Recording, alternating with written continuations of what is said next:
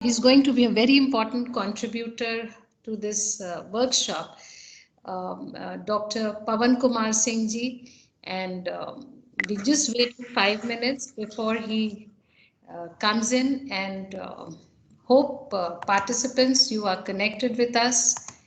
And Namaste, sir.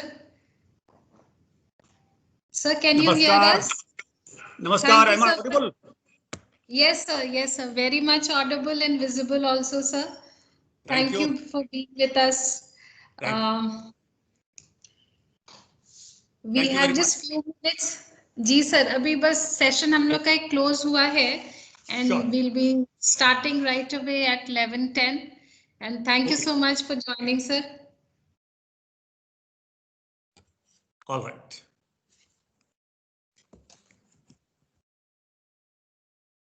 So you would like to share some PPT, or is it going to be an extempore?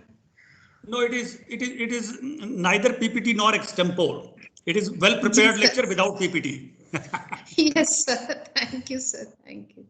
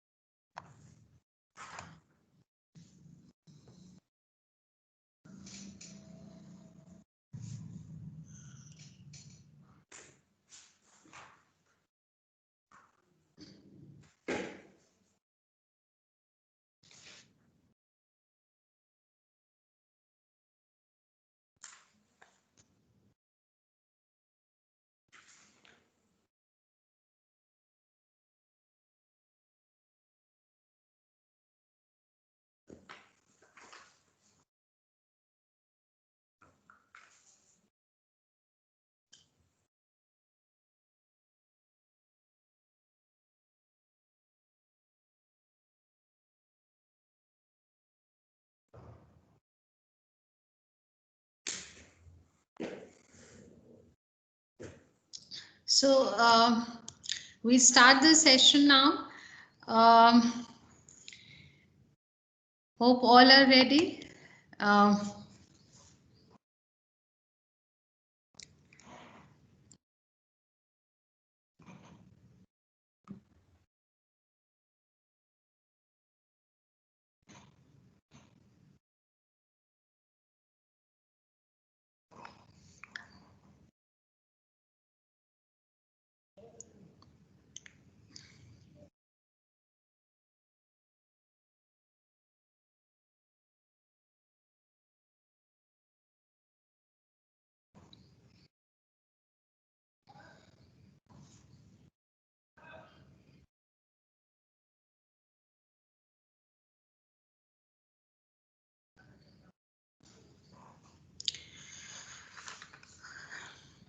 Okay. Very good morning to all the participants, and my heartiest welcome to Dr. Pawan Kumar Singh, sir. It is my privilege to introduce sir. He has been associated with us and has been blessing the institute and the department, and his guidance has always mentored us.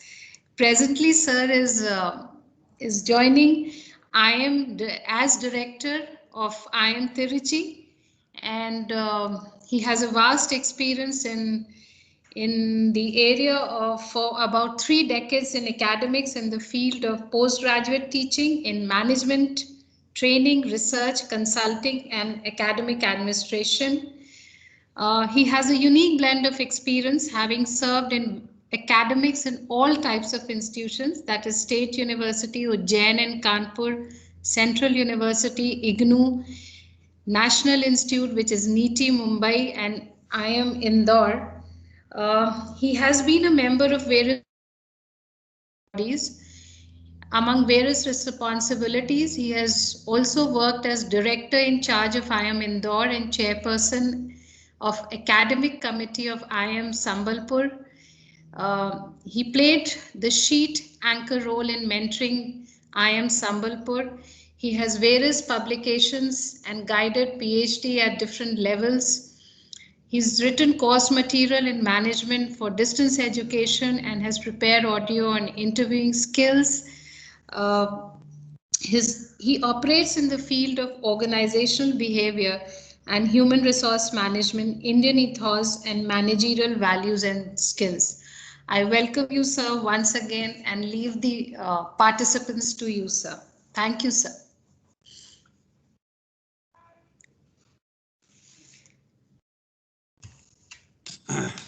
Very good morning. Good morning, sir. Good morning. Good morning. So, again, I'm very happy to be vicariously on the land of Mahakumbh Mela. I'm feeling like being at the confluence of Ganga and Yamuna and the conceptual Saraswati. So my heartiest respect and obeisance to the event in Prayagraj, where this event is being hosted. But I would like to know just one or two things from Professor Tripti ji. Ji, sir. Yes. Can I know just basic number and varieties of participants? Sir, we have, as of now, around 100 people who are connected with us. And Yes. They are from various fields, basically from their faculty members across all levels, which when I say this, it is in terms of senior HOD. Then we have people who have administrative roles in various public and private institutions.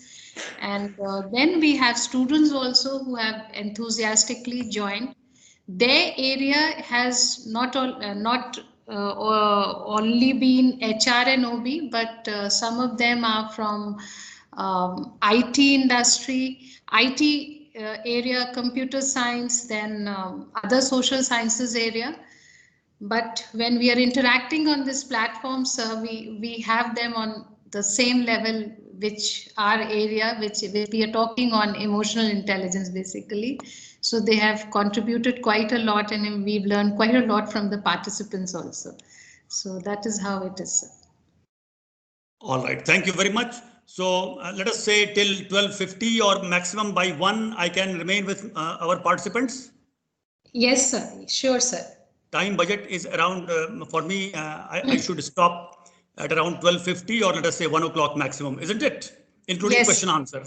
Yes. All right. Thank you, sir. I would like to interact more and more, and I'll keep picking up participants randomly from here. And once I call the name of one of the participants, he or she will unmute and would respond to any observation that I would like to have from them. Is it all right, the modus operandi? Yes, sir. So I would request Rahul to unmute all the participants so that they can contribute. Whenever what should be the way that in the beginning everyone should be on mute, of Yes. course, except myself.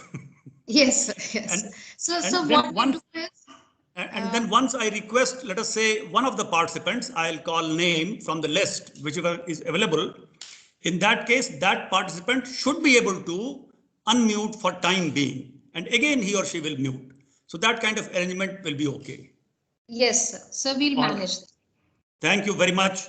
So I'm highly thankful to Motilal Nehru National Institute of Technology at Prayagraj, and special thanks to Dr. Tripti ji, who is giving me this opportunity to interact with lovely participants. And my respect also goes to Madam Geetika ji. We are associated for long years, many decades. So I'm very happy to be with you all, and I understand that all participants have voluntarily directed themselves to brush up ideas, thoughts, feelings about emotional intelligence, because emotional intelligence is the title of the program. And within that title, the session title that has been discussed and was given to me is Workplace Spirituality. And we will discuss, we will learn from one another. It will not be a one-way talk. Teachers are always in a mode of high quality of selfishness. I would ensure that I learn from you. And if you also learn from this session, it will be a bonus for me. But my learning itself will be the basic pay and DA. So let us begin this session. Workplace spirituality. What is this? Why it is needed? What it leads to? And in absence of this, what are the, let us say, shortcomings or lacuna we face at the workplace? So workplace spirituality is the topic here now. So let me begin. I have identified my own topic in certain steps in the course of delivery. Say, when we talk about workplace spirituality, workplace constitutes of what? Workplace constitutes of self, that is me. Workplace constitutes of the so-called others. Of course, in spirituality, there is no one is other. Everyone is extension of self. But for the sake of clarity of language, this so-called other, they also constitute very important part of the workplace. So one is me, second is the other, third is the relation between me and others. So this is the third dimension. Fourth dimension is work itself. What is that work and how we understand the chemia, the basic understanding, the basic chemistry of work itself. And the next point, other factor that is important at workplace is the department, organization, society, and purpose for that organization to exist in society. See, workplace spirituality is reflected in almost all organizations, whether we watch it or not, whether we observe it or not. Say, for example, most of the organizations have their emblems, and emblems constitute some pictorial diagram and certain sentence guiding line. That is a direction of, let us say, the organization. Whenever we work in organization, we should keep asking such questions. I'm not saying question, who am I? That is pure spirituality. This session is on workplace spirituality. So we should keep asking question, why do I work? Why I am needed in the organization? Why this organization exists at all? And how this organization can contribute to the larger scheme of mankind or humanity. If we keep asking such questions, the deeper meaning of work will start unfolding itself. And once we enjoy that deeper meaning, we get attuned with the environment of work. And especially we work in a structured, many times we work in a structured scheme, what is called as organization. So all these issues can be covered under workplace spirituality.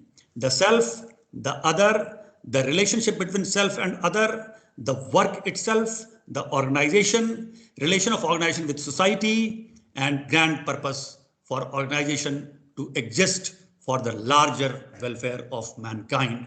Because either it is scientific organization, or it is educational organization, or it is production organization, or it is service organization, any organization exists only for welfare of mankind, welfare of other creatures, welfare of, let us say, non-living entities, because a geologist generally works, let us say, in the world of stones, chips, and whatever is inside the crust of the earth. So you may claim, or I may claim, that there is no life there, but still life is there. Some life is there. Certain life which is in very, let us say, latent form. Everything basically is char, not achar.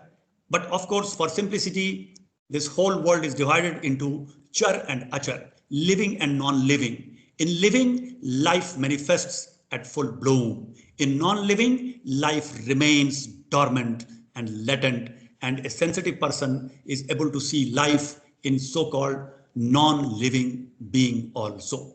So we have to develop a different kind of eyesight to be able to get sensitized of the concept of spirituality. So let us begin this session. Workplace spirituality. Two words are there. One is workplace. It means this has to be a specialized session in context of workplace. And when we say workplace, the word work is hidden there. The place is also there. Workplace can be understood as three components: the work itself, the place itself, and the overall workplace. Then comes spirituality. The second word of my topic, our topic today in this session, is spirituality. What is spirituality? Now, in common parlance, we can say spirituality is the essence of existence. Spirituality dwells in human being, and without spirituality, without spirit, we are no one. We are dead body. So spirit keeps the things alive, keeps the things kicking. And spirituality means the essential core of existence of whole cosmos, or the essential core of existence of a certain galaxy, or essential core of existence of certain group of people, or essential core of existence of an individual. So spirit is just like there is center in circle.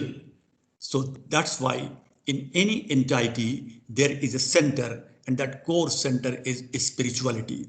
So I'd like to say that religion is another word, of course, which is not the part of our topic, but let me say that religion is a word many people say out of megalomania. Ask them, are you spiritual? Are you religious? Aha, educated persons, they say with megalomania, I am spiritual, but I am not religious.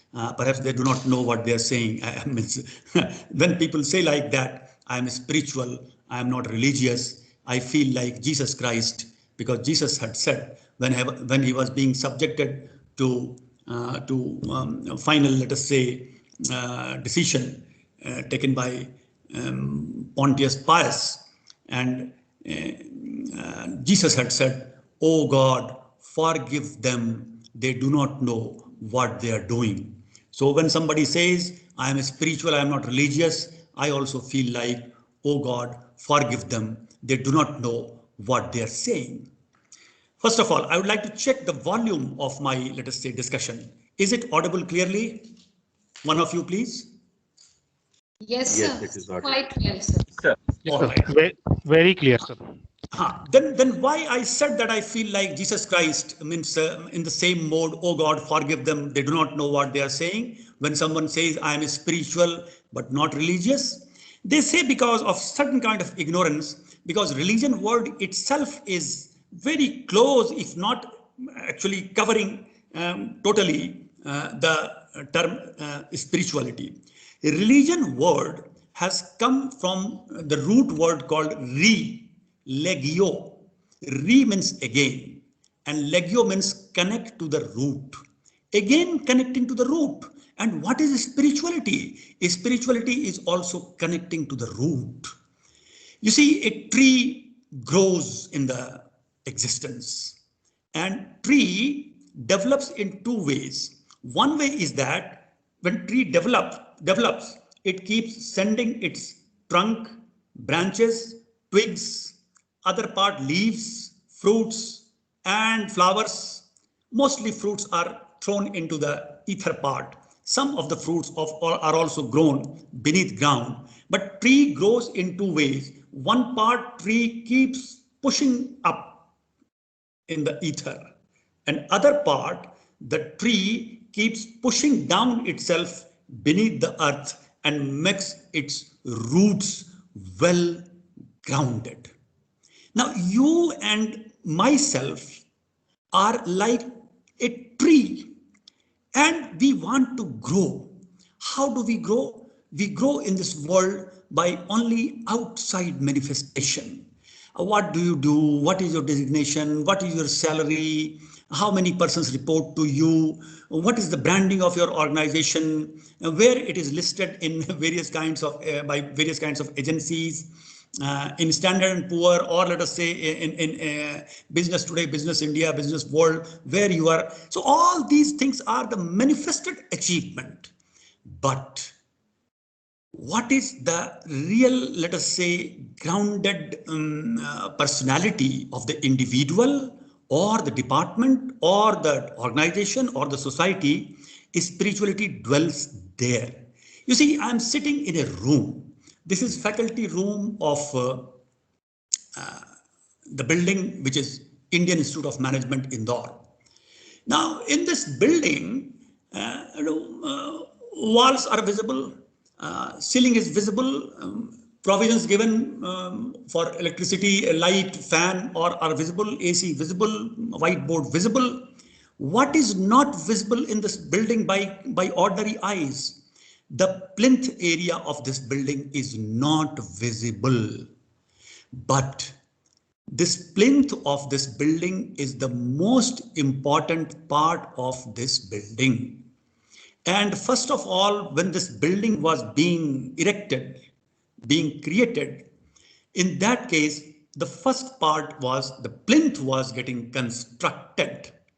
After having solid plinth, then we built this civil structure. Similarly, in your and my personality, what is that inside your go down? Whatever you can exhibit through your visiting card is only what you have got in the showroom part of your personality. Your personality has two parts, showroom part and go down part. In showroom part, we exhibit. I come to office, I wear a proper attire which can be acceptable, or nothing wrong if I choose an attire which is also appreciated. You know, once Gandhiji was waiting in the drawing room of Gurudev Rabindranath Tagore. And Gandhiji was waiting because Tagore was to get ready and both were supposed to take walk in the garden. And they were also supposed to take a stroll in the lanes of a particular city. So Gandhiji waited 20 minutes, 25 minutes, 30 minutes, full 30 minutes almost Tagore took in preparing himself. And Gandhiji asked, so late, you took so much time in getting ready, I was waiting. Then Tagore said, I was trying to put proper attire, I was trying to trim, I was trying to give shape to my beard. Then Gandhiji said, you are Gurudev, what you have to do with these all outside manifestation? Then Tagore said, no, I don't care so much that how I look like, but I care for others who will look at me, and if they look beauty or handsomeness around, they will feel better. It will give more beautiful picture to their eyes. So for, let us say, their for their comfort and for their sense of joy and beauty, I was just preparing myself. You see, let us not take this story literally. Take the meaning. Even in this instance, Tagore was actually caring for others. But do not take the story too far, because the story is like example, और example के बारे में कहा जाता है उदाहरण एक देशीय होते हैं. Examples are one directional only, and we should not debate on example, because examples are reflective, and it should reflect some ideas. It should invite us to ponder over certain things. So, why I brought this Tagore's example suddenly and Gandhi's example? As I said, we have two parts of personality, the showroom part of personality and go down part of personality. Similarly, in the same tone and tune, I will say, we have again two parts of personality. One is glorious part of personality, other is glamorous part of personality. I respect both, but if you have only glamorous part, you have good hairstyle, you maintain yourself well, you spend 5,000 rupees on your body, facial, etc. Every time you go out of your home, you spend 5,000 rupees on yourself, because nowadays beauty parlors, I think, I came to know that recently a marriage was there, the package which they had charged for preparing the the bride for final show, that was final party. The package was of 70,000 rupees. I don't know, 70,000 rupees is a big money for me. Nothing wrong in that. That is glamorous part of personality. Nothing wrong in that. But glamorous part without having glorious part, then it is very, very shallow. And only glorious part without glamorous part, then you are like a gold without fragrance. You are gold but without fragrance. But if you have both glorious part and also glamorous part, and then you are fragrant gold, जिसको हिंदी में कहते हैं सोने पे सुहागा, सोने में सुगंध. So come back. We have two parts of personality. Like tree has extrovert part of personality, introvert part of personality. You and I have extrovert part of personality, introvert part of personality. The building has extrovert part of personality, introvert part of personality. Human being has showcased up part of personality and go down part of personality. What I'm trying to say here is that let our showcase part of personality be well arranged, very well arranged. Showcase, showroom, they are well designed. But let us say any showroom you go, the corresponding go down, if you go, they are not very beautiful. But go down has the stuff, has the content. It is just like this. A faculty who is full of content and his or her communication skills, non-verbal communication, the way of delivery is also of high order, and faculty is full of content, wonderful faculty. But there may be some other faculty, content is very sound. He or she gives great value in the class. Please, some sound is coming. Please mute yourself, possibly. Fine. Some other faculty is there whose content is very deep. Whenever he or she goes to classes, adds value to students, but pronunciation is a bit defective. Vocabulary basket is very limited. Does not matter. Students understand professor is giving me value addition in the class, because the faculty has glorious part of personality, but not that glamorous part of personality. Glamour is not a bad word. So, but third kind of faculty, only glamorous part, well shampooed hair, all style, tie at place, suit at place. Content is not there. Students do not get value addition. Only glorious part of personality is there. Only glamorous part of personality is there. Glorious is not there. I will vote for having both the glorious and the glamorous.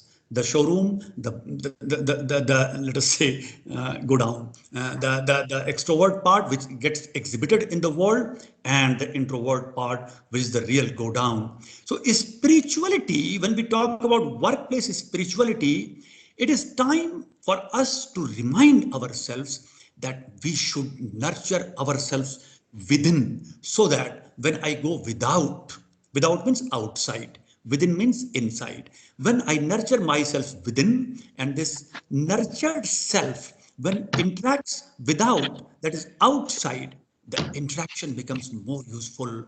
The work becomes more for high, it serves higher purposes. You know a story, every one of you might have heard at least 5 times, 10 times this story, that a person was breaking some stones and a passerby asked, "What you are doing?" He said, "Are you, whether your eyesight is not properly maintained?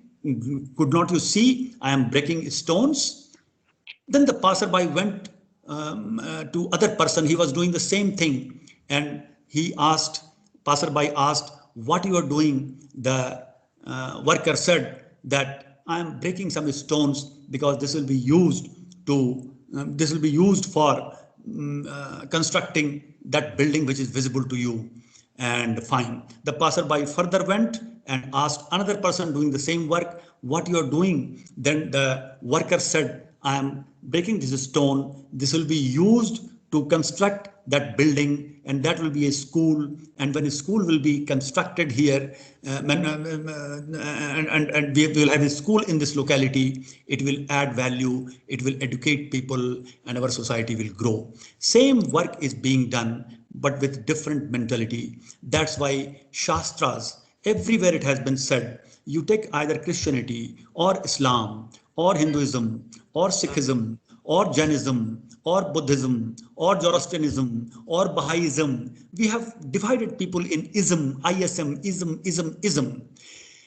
So various religions have become different paths, but where they are leading to, they are leading to the same place, and that is called spirituality. And in every religion, it has been emphasized, directly or indirectly, that choose your work appropriately. What you do is very important, but is still more important is the intention behind that work. With what intention you are doing the work? You are just breaking the stones and also psychologically breaking your head, saying what I am doing in this scorching sun, or you are breaking the stone and feeling good that you are helping constructing a building, or you are breaking the stone and feeling so nice that you are part and parcel of development of society, because that building will help developing society through disseminating education.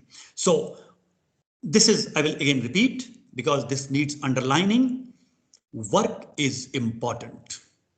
What work I do is important. With how much efficiency, effectiveness I do the work, important. But with what intention I do the work, spirituality goes there. So there is a Hindi phrase which says, "Jahan na pahuche Ravi, wahan pahuche Kavi."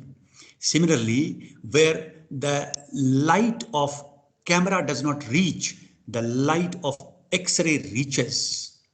Similarly, for a person with deeper understanding and consciousness, who is a deeper person, who is a sage, who is a saint, who is a right person, who can see where we are not able to see, who can see beyond the foggy area. So spirituality is that inquiry where we prepare ourselves to see beyond the foggy area, where ordinary vision does not go, where only extraordinary vision goes, and we need to develop on daily basis that extraordinary vision to look at the basic chemia of our workplace, our organization, our work, myself, others, and my relationship with others. So these all are, I understand, workplace spirituality. So all religions actually, they lead to the common spirituality. It is just like this. I will just draw a diagram. Just a discussion which may not be part of this topic, but I'm trying to say what is similarity, what is difference between religion and spirituality. Dr. Tripti ji is around. Is she available, or she has gone for some other work? Yes, sir, I'm available sometime. Okay. So every time you will be my first target. Okay. Ji, sir, I'm there.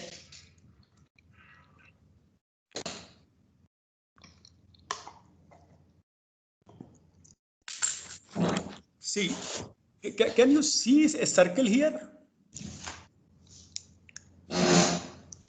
Yes. Round circle. Yes. What are two letters written there? We can see that.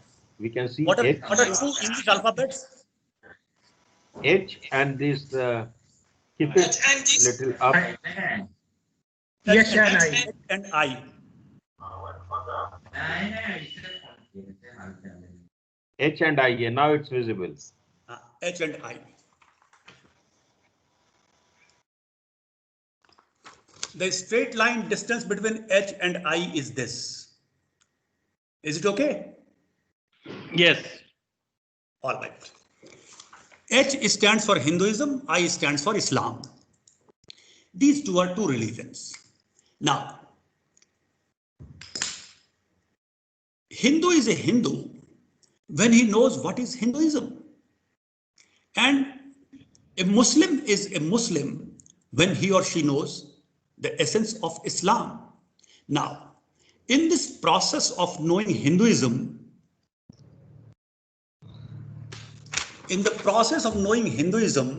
the Hindu moves from this point, because this is a circumference of circle.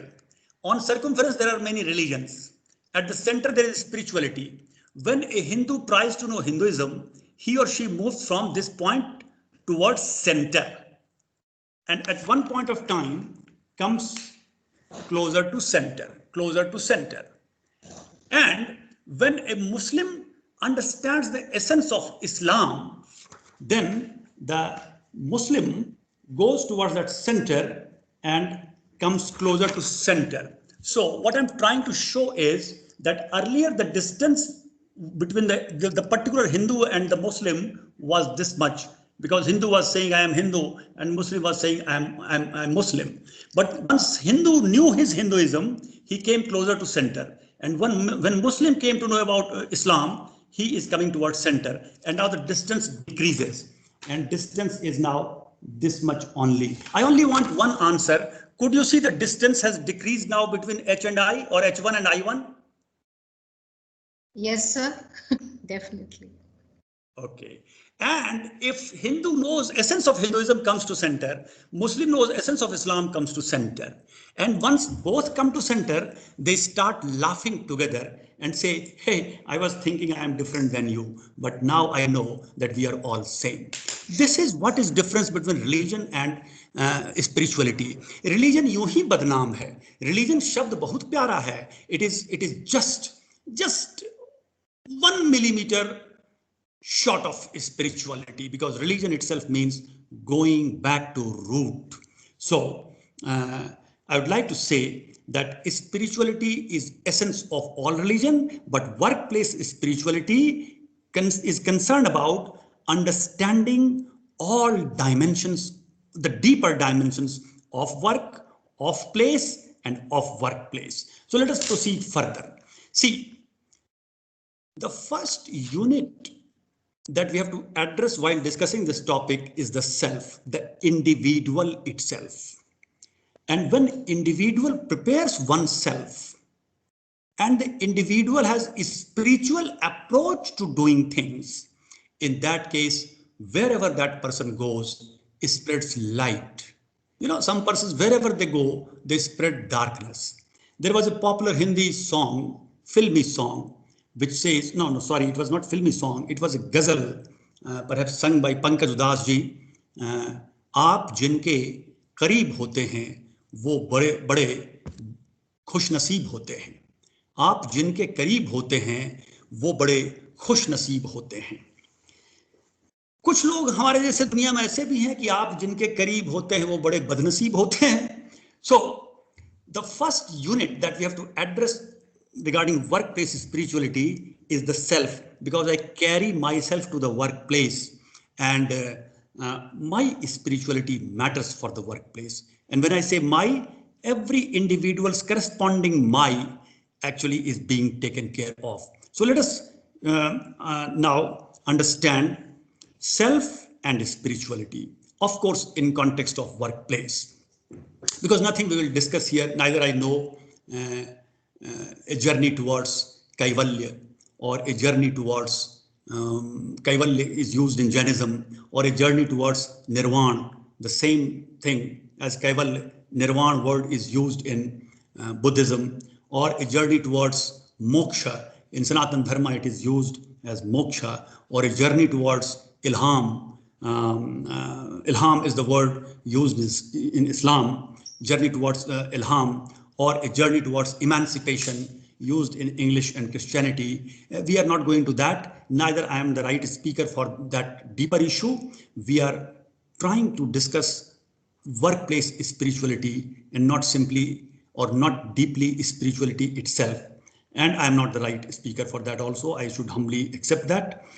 You see, when we purchase ornaments, we try to avoid, if I have paying capacity, we try to avoid 18 karat gold ornament.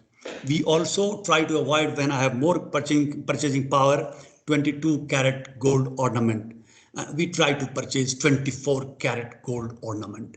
But let us remember, from pure gold, purest form of gold, ornament cannot be prepared, because the ductility that is needed to create ornament needs certain contamination. So that's why in this world, when we talk spirituality in context of workplace, the worldly spirituality, workplace spirituality means worldly spirituality, we need to also understand that we have to keep understanding that we will not talk about pure spirituality and attaining the purpose of life, diving into the question of who am I, or Anal Haq, or Aham Brahmasmi, or Tattvamasi, or Tvam Tadasi, or Eko Brahma Dvitiyo Nasti. We are not going to that. We are just into workplace spirituality and worldly spirituality. See how self can be nurtured to become spiritual, and for that we should do some inquiry. Upanishads say, for some general knowledge, and this is my understanding, you have to search yourself. To my understanding, 241 Upanishads are available, should be available. I have searched all the Upanishads, but I could not find 243. 243 should be available. And 191 I could search. They are available in the market. 108 I could easily search, but additional search when continued for 2 decades, I could gather 191 Upanishad. One Upanishadic vachan says like this: Man eva manushyanam karanang bandha mokshayo. For a few minutes, we'll be focusing on self and spirituality, and self in context of workplace. Man eva manushyanam karanang bandha mokshayo. Man, first I will say in Sanskrit, then in Hindi, then in English. Man ev, man ही, मनुष्याणाम मनुष्यों के लिए कारणम यानी कारण बनता है. किसका किसका कारण बनता है? बंध बंधन का, मोक्ष मोक्ष का. यानी मन ही मनुष्य के लिए बंधन का भी कारण बनता है और मोक्ष का भी कारण बनता है. In English, mind itself the reason behind your bondage और the reason behind your salvation, emancipation, or detached relationship. So what does it mean? It means that every individual has to work on mind. And how to work on mind? The first humble suggestion: never blame mind. मन को गाली गलौज मत दिया करिए. Never abuse your mind. Many times we hear the speech of some pravachan karta saying मन बहुत बदमाश है, भरमाता है, हर लेता है. So we keep on abusing, castigating, belittling, saying filthy words to our own man. No, it is not like that. That is not acceptable. You see, mind is an instrument given to you. And who is you? Who are you? You are consciousness which has a physical body. I am not a physical body which has also got consciousness. I am consciousness which has also got a physical body. And that consciousness is the master and the mind is the servant. You know, we are suffering with a great bad luck, misfortune. What is that misfortune? The relationship between master and servant has got topsy-turvy. Who is the master? Self, consciousness. Who is the servant? So many servants given to us as our instruments, but mind is one very important instrument. Now that is servant. When servant is going berserk, when servant is going haywire, when servant is crossing the ridge line, who is to be blamed? The master is to be blamed, because servant is just under the obedience of the master. So do not blame your mind, number one. Number two, mind actually its function is to relate, bidirectional relationship. It relates with others, it relates with self. It relates with others means, you see, the mind goes to some place. Here I'm sitting and mind goes to some place, or mind goes to some person. Mind basically runs outward and runs very fast. Its speed is more than light, and thanks that its speed is more than light, because the work of mind is to relate and it must be efficient instrument. So when mind runs faster, don't blame. It is its nature. It is the master's call that when he or she will allow the mind to run outside, and when he or she will dictate terms to mind saying there is no need to run now, you sit down and relax. So mind goes outside. It relates. But its journey is bidirectional. It is also capable coming inside because it has to relate with the core of the self. It has to relate with more finer instruments within, like intelligence or ego or the chitta. So that's why it is said mind is a great instrument even in the process of meditation. In the journey of going inside, mind helps going inside. Beyond a point, you have to drop it out. Like when a satellite is sent into sky, into space, then certain portions keep leaving the rocket, which is carrying the basic satellite, and ultimately at a certain height decided by scientists, only satellite remains, and all the propellants which were added to it, they keep leaving the satellite, because if they also remain attached with the satellite, and those equipments which are leaving the satellite, they do not complain कि हमने आपको यहाँ तक पहुँचाया, अब मेरा साथ छोड़ दे रहे हैं. अरे पहुँचाया, हो गया, काम खत्म हो गई, आप भी सलाम करिए मुझे, मैं भी करूँ. छूटना भी चाहिए. We should be able to relate, but we should be also be able to say goodbye very gracefully. So the satellite says goodbye to the propellant, and propellant does not mind. It says, fine, I have done my work. And then propellant gets smashed in the, let us say, space, or if it is at a lower height, it also gets sunk into the sea. So in the same way, mind also helps in going in making inward journey, and at a point mind has to leave. Then without mind also meditation can be possible. That is very deeper meditation. I have not experienced. I have only read as a parrot, and that is called amani avastha. That is non-mind state of being, and you are beyond mind. You are not devoid of mind. You are beyond mind. You have crossed the domain of mind. Then you go further deeper into meditation. But in the beginning of journey, mind helps. So everything, almost many things, most of the things, everything almost, they depend on our mind. How do I relate? How do I take? Where, in which direction I send my mind? At what speed I send? Whether I keep sending always outside? Do I send sometime inside also for deeper inquiry, for introspection, for auto-suggestion, for pratyahar? Pratyahar is the process of drawing all your senses inside. In Bhagavad Gita, there is a simile given of a tortoise. Tortoise has 6 limbs outside its hard shell, which is covering its back and neck.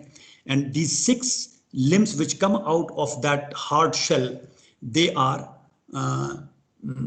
4 legs, 1 tail, and 1 head. These 6 limbs. And whenever tortoise perceives certain kind of danger, it actually squeezes its 6 limbs inside the hard shell. And hard shell you cannot easily attack or damage. So tortoise gets saved.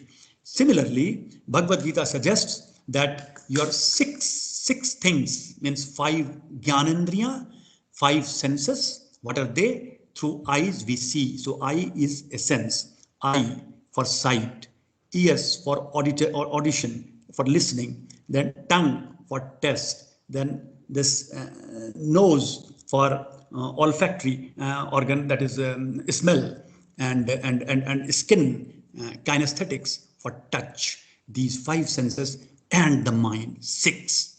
These 6, whenever we want to withdraw, we should be able to withdraw. Bhagavad Gita says this, like tortoise, you should be able to withdraw these 6 limbs. Whenever you want to withdraw, you should be able to withdraw. Whenever you want to send them outside for catching outside signal, in psychology we study, through sensing we collect raw data, and through perception we start arranging them into a kind of shape which gives meaning. Because perception is the process of giving meaning to the raw data collected through sensing. And you see, in management, in organizational behavior, we teach perception, but we do not teach sensing. In psychology, we also teach sensing, but in spirituality, we also teach or we also learn the nature of sense organs. And there are 24 parts of these inner instruments. There is eye, so there is a subtler vision, and subtler audition, subtler tanwangi. All these words are there in Sanskrit. So we should be able to withdraw whenever we like. We should be able to go outside whenever we like, but it does not happen because master has become weaker. It is now behaving like a servant, and servant has become master because the servant has become pampered. So when mind goes pampered, do not blame mind. When a child, innocent child of 2 years, goes into tantrum repeatedly because of pampering given to him or her, don't blame child. Maybe that we can take counseling of the parents, that how to develop child in a more balanced way, rather converting the child to a kind of very pampered being. So, man eva manushyanam karanam bandha mokshayo. You can use the mind for better purpose and mind can use you for worse purpose. So it has been said that your mind itself is the greatest friend. And who is your greatest enemy? The mind itself is your greatest enemy. How it is possible? You see, spirituality is a bit mysterious because anything that is more deeper becomes mysterious. Lower algebra means preliminary algebra is more concrete. Higher algebra is more fuzzy, mysterious. Class 8th level physics, more concrete, very clear. But when you go deeper into physics, it becomes again fuzzy, again becomes abstract, again becomes mysterious.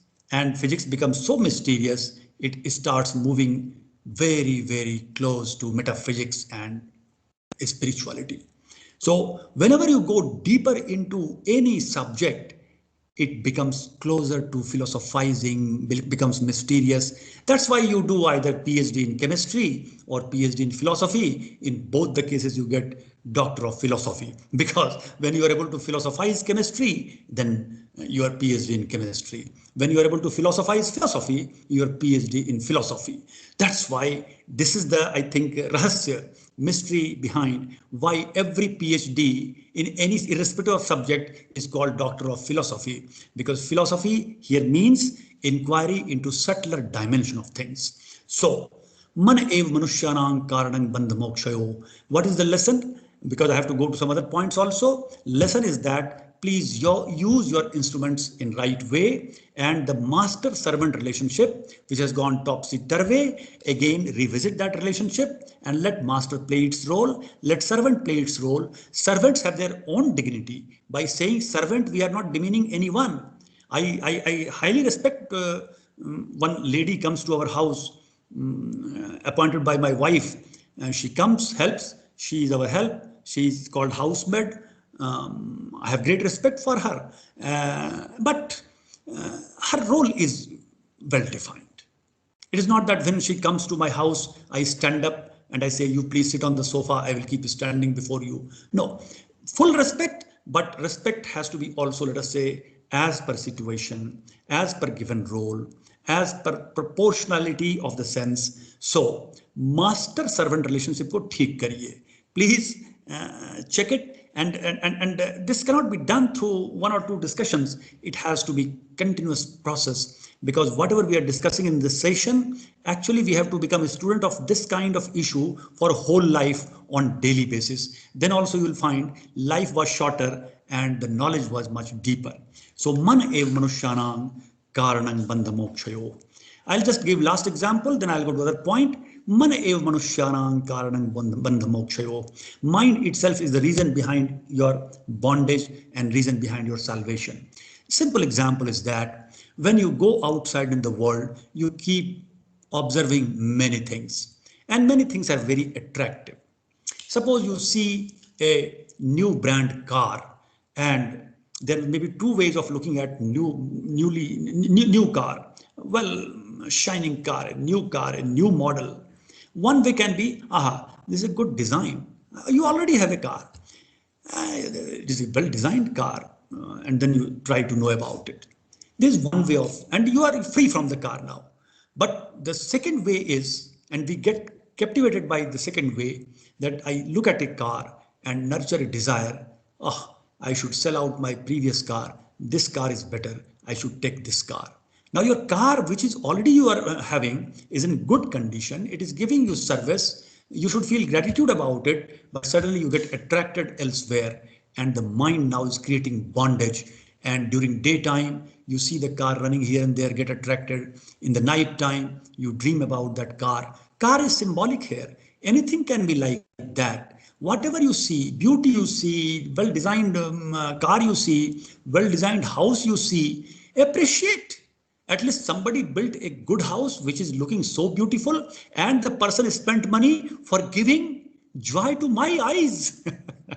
Spiritual persons, they do not postpone the sense of joy. I may come back to these all points, but let me say the first sign of a spiritual person, the spiritual person is elated, healthily humorous, enjoys, blissful, and does not appear at all as spiritual. You may start reflecting different kind of sense when you talk to a person, but the person is just unassuming and just enjoys the existence, the life. And whenever he finds that in some other person's orchard a beautiful flower is blossoming, he thinks that thanks to that person who has planted this rose plant, and the flower is beautiful, it is sending fragrance to my house also, and it gives beauty to my eyes, thanks to that person. But there will be other person who will always compare, hey, I also planted the rose plant of a rose plant, other person also planted the rose plant, but my roses are smaller, his roses are bigger. Oh my God. Then in this comparison we lose the sense of beauty of the flowers in others garden, and also we do not enjoy the flower in my own garden. सब कुछ देखने पर निर्भर करता है, सोचने पर निर्भर करता है. Actually this whole world is inviting you in the grand celebration of enjoyment, and we are champion purchasing sadness or melancholy from here and there. I don't know how we have become champion. The whole world is giving you opportunity to sing, to dance, to rejoice, to do merriment, and to engage into healthy humor and supreme joy. But we have actually bargained for the things which are otherwise. Man eva manushyanam karanam bandha mokshayo. Okay. My next point would be regarding self itself. Yes, any question? Yes. Sir, you mean to say that it's mostly whether you finding a meaning and satisfaction in a work you do. Please, a bit louder if you can. Sir, I'm saying. Tell your name, sir. Please, if possible, and your internet is supporting, please put your video on also. Sir, my name is Anant, and what I understand is that you are making a point that it is more important that whatever you are doing, whether you are finding a meaning and satisfaction in it or not. And as a teacher, most of us, we see our role as a teaching others, enlightening others, so they can become a better human being. But many of us jump one institution to other institution. How you will see that? Because you are not finding a meaning and satisfaction in your job at one place. If you are going to a bigger and bigger and bigger institution, how you will find a meaning in it? Because you are not looking at your roots. You are looking more for a glory and identity. So how you see in the context of spirituality? Fine. You see, I'll tell you, if I have that sutra with me.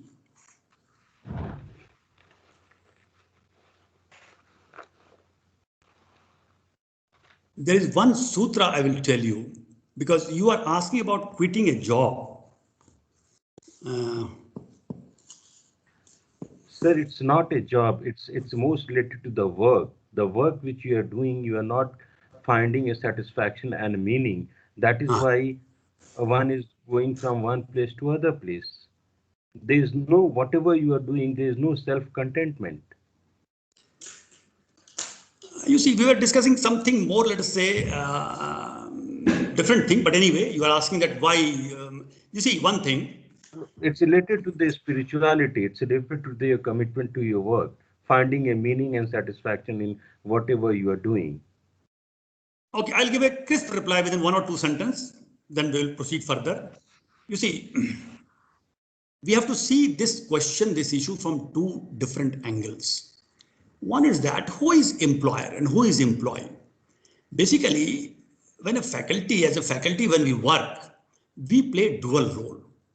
Especially when you become dean or director or vice chancellor or HOD, you become part of employer and you are yourself an employee. Now, have I created an environment which will engage people appropriately and will allow them to blossom? From a spirituality angle, I'll say, just let me bring example of Maslow. Every one of us know Maslow, at least Faculty of Management, Commerce and Business. He said there are 5 different needs: physiological, security, and social, and self-esteem, and self-actualization. Maslow said that. Is it okay? Fine. But few of us know that Maslow in his original work has also attached responsibilities to organization to help every individual to be able to attain the 5th level of need, that is self-actualization need. It is organization's responsibility also to be able to provide that kind of environment. Please, others, mute yourself. The sound is echoing. Okay, may I proceed? Yes, sir. All right. So, this is one dimension of why people quit a job. Persons quit a job or person quits a job. So, it is organization's responsibility. Second point, I would like to respond to your question, that it is your life. It is a precious life. And find meaning wherever you are. But in spite of breaking your head, you do not find meaning. Please go elsewhere, because the whole sky is open for you. Why I should take a pretense that under the pretense of commitment, I should remain confined to a place where there is no scope for further finding meaningfulness? So I'll quote one very interesting, and you will find it is not available in management book. I found it in Shukr Niti, because there is one dimension of this question, leaving a place and going elsewhere. Shukr Niti says, na upakritam manyate. You will not find this sutra anywhere in management book. And this talks about when you should decide to quit a job. Management books, they do not discuss it. Otherwise, it might promote more kind of, let us say, attrition. Shukr Niti says, na upakritam manyate sma na tushyati susevanayah kathantarena smarati shankate pralapatyapi shubdhastanoti marmani tang ripang bhratakas. In which condition employee should quit the employer? The condition given is that the employer who is not grateful to anyone, who is not satisfied in spite of receiving the best services, who does not involve in employee in discussion, rather doubts on him or her, who gossips without purpose, and the employer who often feels pinched and uses pinching words to others, such employers should be given up by the employee. 3 things I have discussed, sir, before you. Number 1, organization's role for creating meaningful environment. Number 2, the individual searching meaning in the work. And number 3, individual and organization, comparing both, organization is more powerful than individual, and individual finds that he can be or she can be fit elsewhere. There is nothing wrong searching meaning elsewhere under the same sky, because sky is one, and more than that, your life is one, and life is precious. So job hopping I will never support. Job hopping is like a dilettante, तितली के जैसा फुदकते रहते हैं इधर से उधर से इधर। हालांकि कभी कभी ऐसा भी होता है कि तितलियां कई फूलों के रस इकट्ठा करती है तो शहद का स्वाद यूनिक हो जाता है। The honey becomes very unique when the butterfly sucks honey from various kinds of flowers. But job hopping one should not do. Anyway, I'll close this matter by simply saying that a thumb rule formula that you should stay to a job to find some meaning for at least 3 years. And if you are staying at one place for more than 8 years, you should revisit your cause for staying there. Either you should identify different level of meaning in the same organization, or some other organization giving you that, offering you that kind of meaning. Gracefully you should move from this organization to that organization. In that case, I'll not say that it will be like any bane or your commitment will be questioned. It is not like that. Okay, may I proceed further? Thank you, sir. Well explained. Thank you. Thank you. Good afternoon, sir. Okay. Good afternoon, sir. Please tell your name. My name is Abhishek Tripathi. And, yes, I can see your name. Abhishek ji, can you please put your video on also if your internet permits? Internet speed permits. At least I can see you. Yes, please. Nice. Yes, sir. I have question. You have told that you can't restrict your mind and soul, but I quote from Bhagavad Gita that Ashochanam sochastam pragyavadant bhashase gatashu nan sochant pandita. So what is your take on this quote and comment? You see, you are asking me to jump on a particular shloka of Bhagavad Gita, which is perhaps 11th shloka of 2nd chapter. You see, first of all, I never said that mind cannot be controlled. I only said the relationship between the pampered servant and the master should be set right. I never said mind cannot be controlled. We have to practice it. Of course, mind is so powerful. The moment you start controlling it, and because you have not controlled it earlier, it has become so pampered, it will react in the beginning. I'll give you one answer to it. Whenever a person tries to meditate and he or she is in the preliminary stage of experiencing meditation, he would find that mind has started playing its havoc, its game, and mind starts saying, why you are meditating? Perhaps it is wastage of time. Within 15 minutes, you could have at least listened from radio, the national news, or you would have read one page of your textbook or research paper. You could have written one paragraph of your research paper. Why you are meditating? Because mind does not want you to meditate. Because the moment you are going deeper into meditation and it becomes part of the life, then you start dictating terms to mind. जैसे एक और कहता हूँ, one Hindi film song which was picturized on Devanand and Hema Malini. I am not fond of films, but I am fond of songs, so I don't remember the film. गाने के बोल थे किशोर कुमार की आवाज, बैठ जा बैठ गई, खड़ी हो जा खड़ी हो गई, घूम जा घूम गई, झूम जा झूम गई. So just it was a part of a picture. And Devanand sings बैठ जा, Hema Malini says बैठ गई, because perhaps it seems Hema Malini was hypnotized. That was the part of the story. इसी तरह से हमको होना चाहिए. The moment I say to mind बैठ जा, वो कहे बैठ गई, खड़ी हो जा खड़ी हो गई, घूम जा घूम गई, झूम जा झूम गई. So dear friend, I never said mind cannot be controlled. I only said that we have to be in the process. We have to start the process where we need not to control mind as such. Control word in general I do not like. We have to be friend of mind. We have to be attuned with mind. We have to be in rhythm with mind. And then mind should be able to listen to me and my suggestion, and mind should work accordingly. The pen is part of Saraswati. Especially on Vasant Panchami, we do like this. Every day we might do like this. But when I use pen, and I want to write a word Amar, it should write Amar. It should not write forcibly. It should not pull my wrist and should write Sunil. So that's that I'm saying.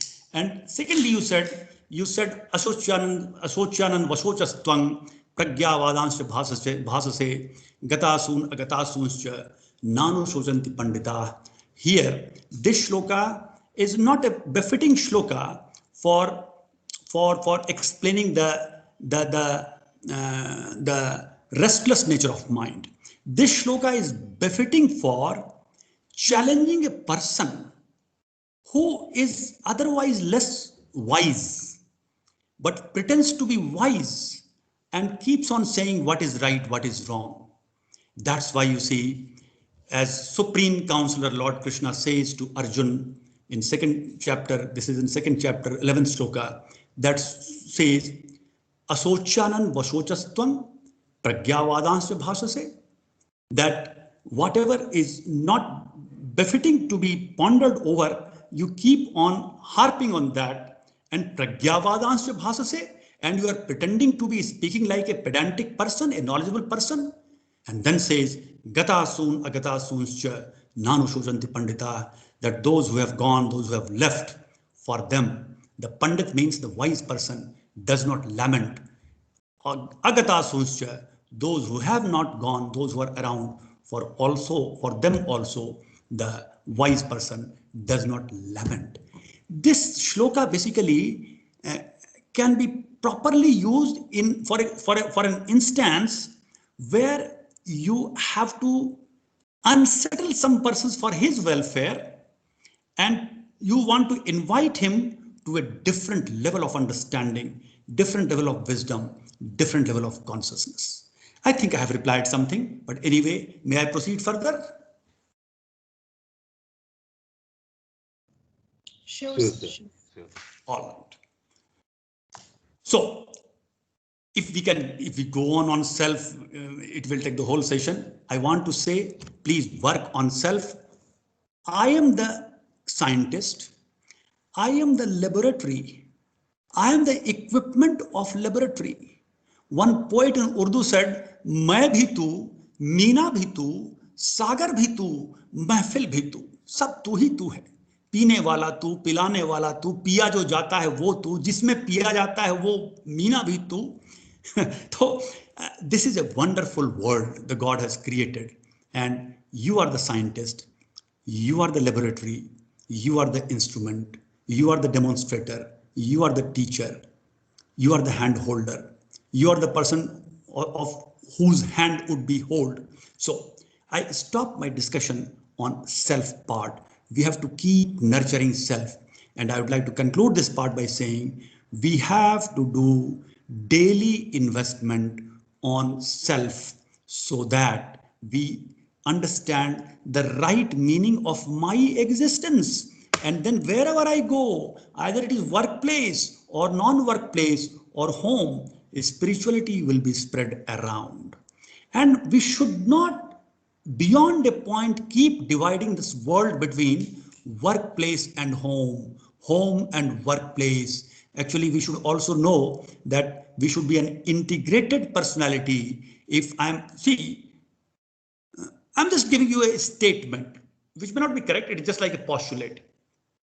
A statement is, most of us are basically having a spirituality or spiritual tendencies in home. But the moment we go to workplace, a different kind of person emerges and become non-spiritual. My question is why? You see, at workplace, in order to maintain decorum, certain kind of behavior you have to exhibit that is desirable. But should I give up my basic nature, because I'm the same person who was spirituality oriented in my home when I was dealing with my parents or my wife or my children or my cousin or my grandfather. I was basically spiritual in nature. Why at workplace suddenly I become a different kind of person? It means we are knowingly, unknowingly, we have been taught to generate fragmented personality within. There are two types of persons in this world: fragmented and integrated, agitated and meditated.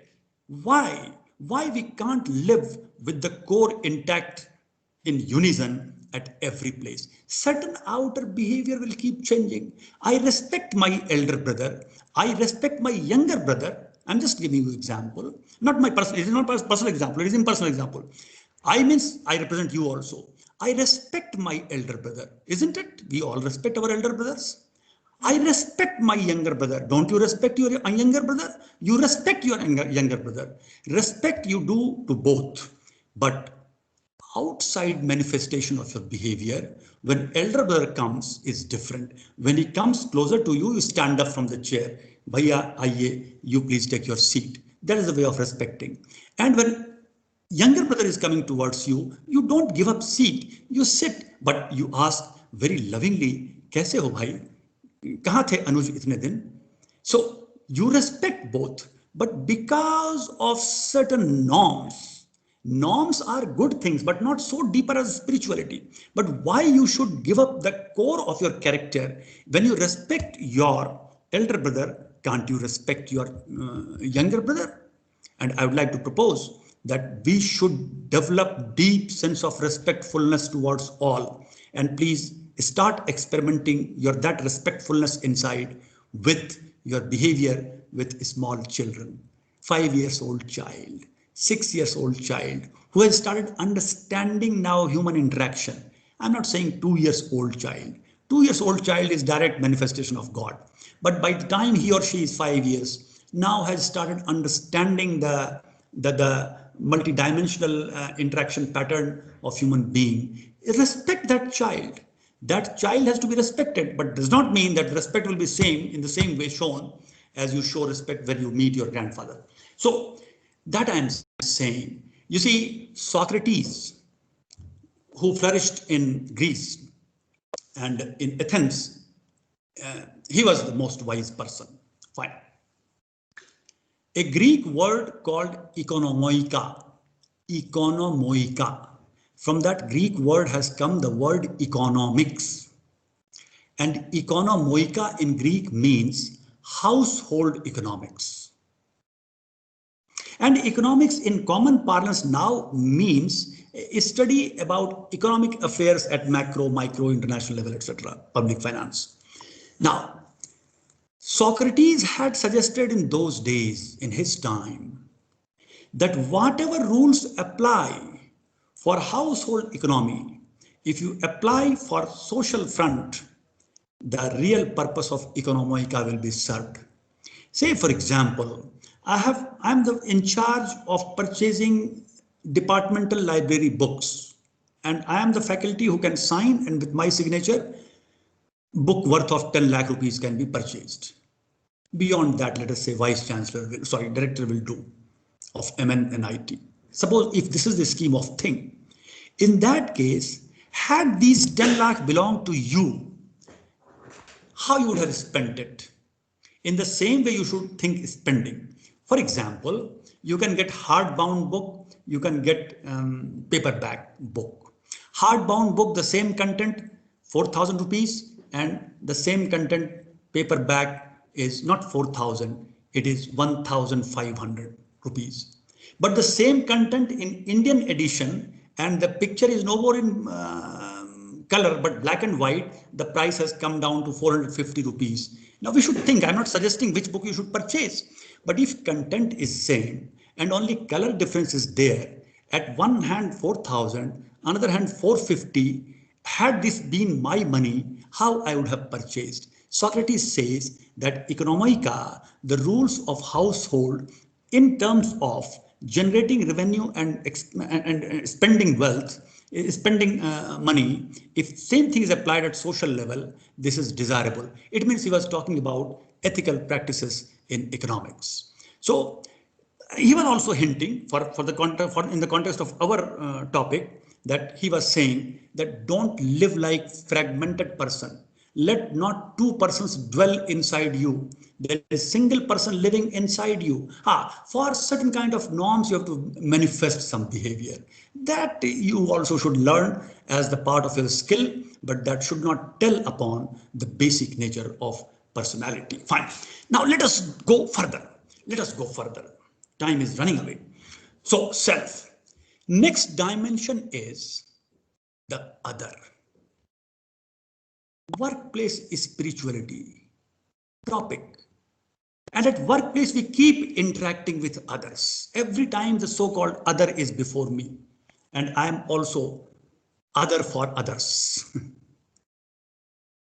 Who is that other? Who is that other?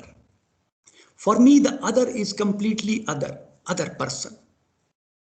Other word is only functional in spirituality. One example will clarify it. Sea level water. And above it, so many tips of iceberg are visible.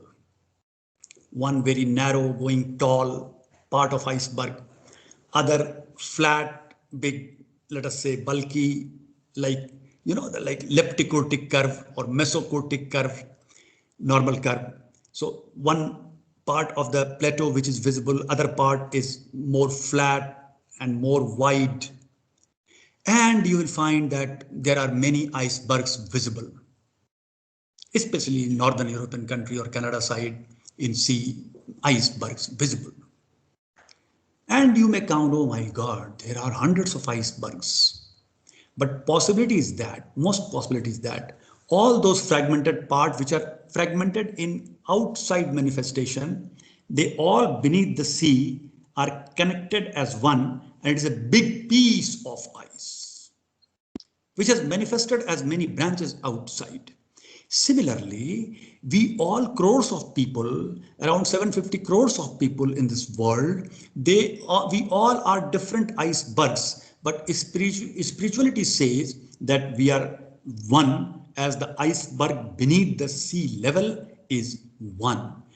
Can we see like that? It is a matter of visioning. In Bhagavad Gita, at many places, Lord Krishna has used this phrase, Yah pashyati sa pashyati. जो ऐसा देखता है वही ठीक से देखता है. The doctor who deals with eye, many types of doctors, they are there, like optician, ophthalmologist. So ophthalmologist actually is taking care of your eyes. तो ophthalmologist क्या करते हैं? Whether you are able to see it or not. Optician क्या करते हैं? What kind of chashma, spectacle you would like to have. So he decides about the power, etc. So यह पश्यति स पश्यति, क्या हम वैसा देखते हैं? If I am able to see. Bhagavad Gita also says, one who is able to see oneself in others and others in self, he only has got right eyesight. Actually, we are persons with defective eyesight. Yeah, at workplace there is hierarchy, general manager, deputy general manager, assistant general manager, chief manager, manager, deputy manager, assistant manager, officer, assistant officer, management trainee. And beyond general manager, also senior general manager, executive director, managing director, CMD, chairman, and then secretary of that ministry, and minister, and prime minister, and president. So hierarchy is there, but every time we are putting the spectacle of hierarchy, whom I am talking to, he is my junior. He reports to me. He's my boss. Typically, how we have become at workplace, you see, it is just like this. If I draw a line from my forehead, a straight line going downward, I divide my body into two parts. Say, just an example. Now, on my right side, my boss is standing. On left side, my subordinate is standing. So since right side boss is standing, so my hand, my legs all are shivering, and in right eye, actually I have lot of obedience because my boss is representing on the right side. My right eye is reflecting obedience. On left side, my subordinate is standing. My leg is kicking. My hand is tight-fisted, as if trying to give a blow to him. In the left eye, I am reflecting anger. What kind of personality we have created? If we respect our boss, we have to respect our juniors also, because in junior, in senior, in yourself, in your senior, in your junior, the same spirit dwells. Like the iceberg below the level is completely integrated. It is one. That vision has to be developed. So, in any academic institution headed by vice chancellor or director, and let us say at most humble level, who is working, perhaps the lady who is cleaning the floor, or a gentleman who is planting the flower in the garden of the institute campus. See the level. At one level is director, other level is the gardener. One level is, let us say, the dean, the other level is, let us say, the floor cleaner. All to be respected. Respect has to be proportional. Absolute equality I'm not talking about. Actually, at workplace, equality means proportional equality. Equality does not mean absolute equality. Otherwise, our behavior will become haywire. Then we will be fit to live in isolation in Himalaya. Rather at workplace, we have to demonstrate an appropriate behavior. But in the deeper sense, you know that the same spirit dwells in everyone. And when that respectfulness you develop, what happens? You develop a pull personality and you start giving up a push personality. You see, what is difference between pull and push approach? Any question is coming? No questions. We just talked. Okay. So please mute yourself. All right.